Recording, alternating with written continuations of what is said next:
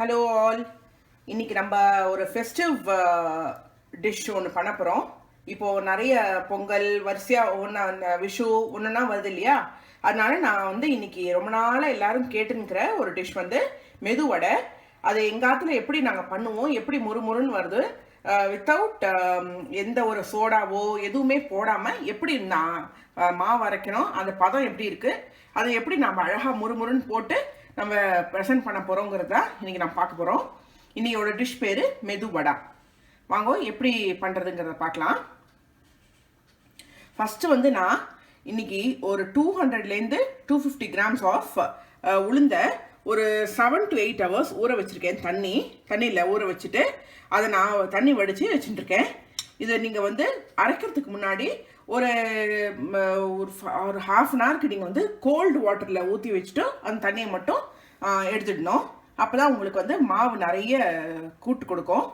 அப்புறம் அதுக்கு தேவையான அளவு ஒரு பச்சை மிளகா, ஒரு 5 to 6 பச்சை மிளகா, கொஞ்சம் கருவேப்பிலை, அப்புறம் உப்பு, கல்லுப்பு. இன்றைக்கி நம்ம போட்டே அரைக்க போகிறோம், அதனால் கல்லுப்பு. நீங்கள் மாவு அரைச்சப்புறம் நீங்கள் உப்பு போடுறதா இருந்தால் சாதா டேபிள் சால்ட்டு போட்டுக்கோங்க. அப்புறம் பொரிக்கிறதுக்கு தேவையான எண்ணெய், அவ்வளோதான் இதுக்கு தேவை.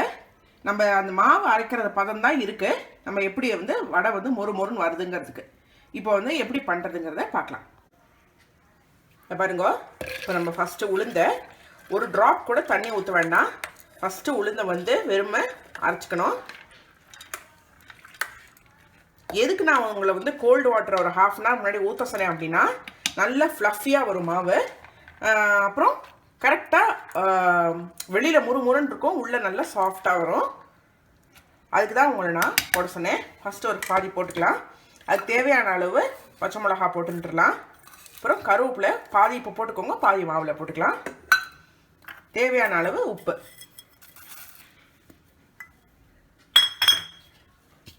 இப்போ நம்ம அரைச்சிட்டு எப்படி அரைக்கிறதுன்னு காமிக்கிறேன். இப்போ பாருங்க, பாதி அரைஞ்சிடுத்து மாவு.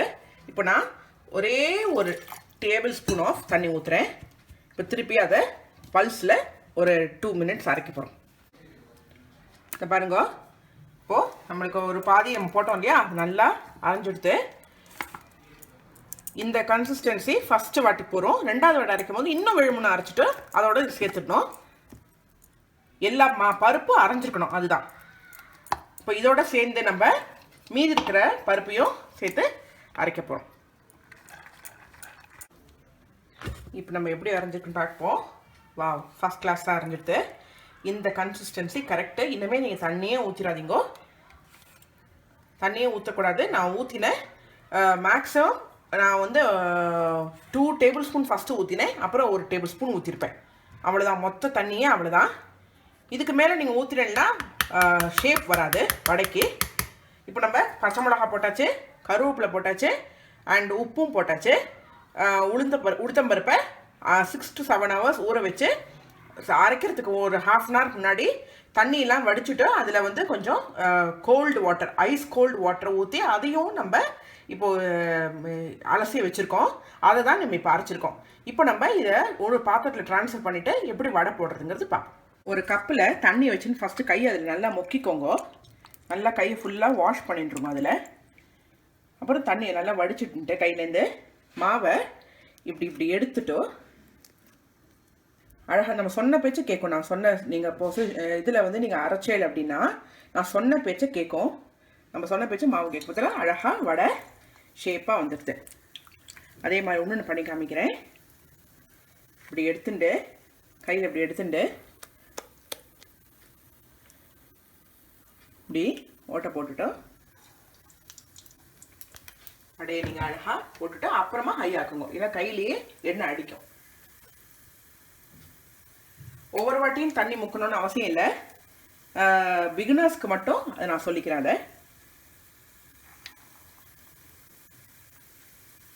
ஏன்னா தண்ணி முக்கினா திருப்பி மாவு ஒவ்வொரு வாட்டியும் நீங்கள் தண்ணி முக்கிட்டு மாவில் முக்கும் போது மாவு தனியாக போயிடும்.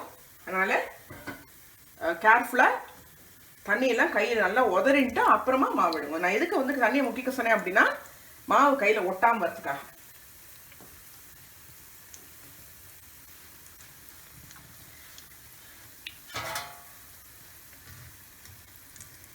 நம்ம இதில் எதுவுமே எக்ஸ்ட்ரா ஆட் பண்ணல. சோடாவோ இல்லை சில பேர் அரிசி மாவு போடுவா, சில பேர் வந்து அவல் போட்டு நான் பார்த்துருக்கேன், சில பேர் வந்து அது என்னது பொரி கூட போடுவா. அதெல்லாம் வந்து முறுமுறுன்னு வரத்துக்காக நம்ம வந்து எதுவுமே பண்ணல.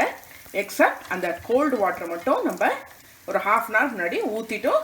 அதுக்கப்புறம் தான் நம்ம அதை வடிச்சுட்டு அரைச்சிருக்கோம். அதுதான் நம்மளோட டிப். இப்போது அப்போ வந்து உங்களுக்கு மாவும் சீக்கிரம் ஃப்ளஃபியாக வந்துடும். அதே டைமு உங்களுக்கு வடையும் நல்லா ப்ராப்பர் கன்சிஸ்டன்சியில் நல்லா மொறுன்னு வரும். இங்கே பாருங்க, வடை சூப்பராக ரெடி ஆகிடுச்சு மொறுன்னு. ரொம்ப ஹை வைக்காதீங்க, மீடியம் வச்சுக்கோங்க. ஏன்னா வெளியில் மட்டும் ப்ரௌன் ஆகிடும், உள்ளே வேகவே வேகாது. நம்ம சொன்னபடி பண்ணிடனா இதே ஷேப்பில் ஃபஸ்ட் கிளாஸாக வடை வந்துடும். மொறுன்னு இருக்கும், உள்ளே சாஃப்டாகவும் இருக்கும். இன்னொரு வடை போட்டு காமிக்கிறேன் பாருங்க. ஃபஸ்ட்டு கை நல்லா முக்கிக்கணும் தண்ணியில், நல்லா உதறின்ட்டு சின்னதாக எடுத்துக்கோங்க.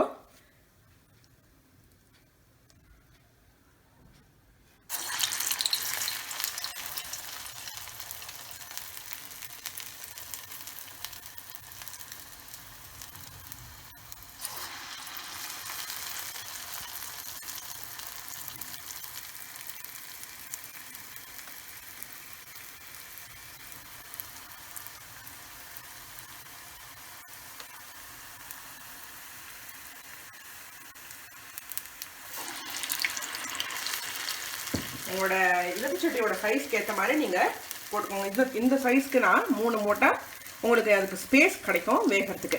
அதனால் நான் 3 போடுறேன். 4 கூட போடலாம், பட் ஸ்டில் ஒன்றோட ஒன்று ஒட்டிக்க வேண்டாமேன்னு நான் 3 போட்டேன்.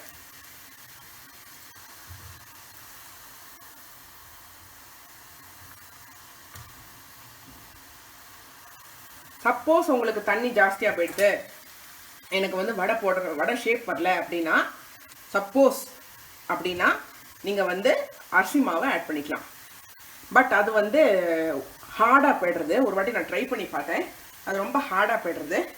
அதனால் நீங்கள் முக்கால்வாசி தண்ணியை வந்து நீங்கள் கம்மியாக ஊற்றிட்டு அரைச்சி முடிச்சப்புறம் வேணுன்னா நீங்கள் வெளியில் எடுத்து கூட ஊற்றிக்கலாமே தவிர அரைக்கும் போது நிறைய ஊற்றிடாதீங்க, ஒன்றும் நம்மளால் பண்ண முடியாது.